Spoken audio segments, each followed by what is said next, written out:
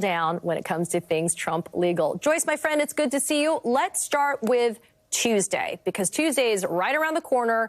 It's the oral arguments that are slated for January 9th. I want to ask you about the speed by which the D.C. Circuit Court of Appeals has moved, the fact that the Supreme Court declined to take up the presidential immunity issue before the D.C. Circuit Court of Appeals rules, and how that works in terms of your piece on MSNBC.com, because I agree. Having tried cases like you, judges can control the speed by which these cases go to trial. So why is it that we haven't seen more speed from the Supreme Court, and yet we just did over that Colorado Supreme Court decision to take Trump off the ballot?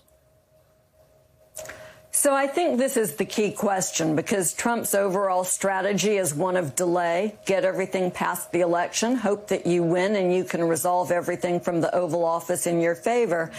And I think it's been a little bit baffling to watch some of the judges, like Eileen Cannon in the Florida Mar-a-Lago-related criminal prosecution, where she has been playing, slow ball. I think some people would call it death ball, trying to keep that case from going anywhere.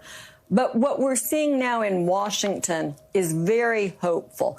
To people who aren't lawyers, I think the speed at which courts move is mystifying, is extremely slow.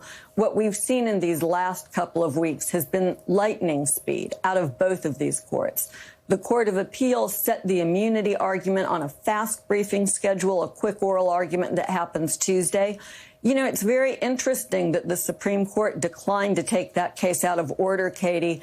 And I think we have to wonder, we can't really resolve this yet, whether the Supreme Court might look at the decision that comes out of the Court of Appeals following Tuesday's hearing, and perhaps they'll decide to just sign off on that decision without rehearing the case themselves.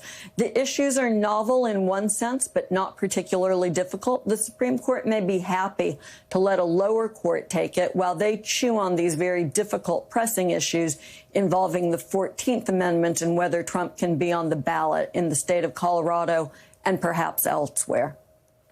Joyce, I don't want to throw water on what you just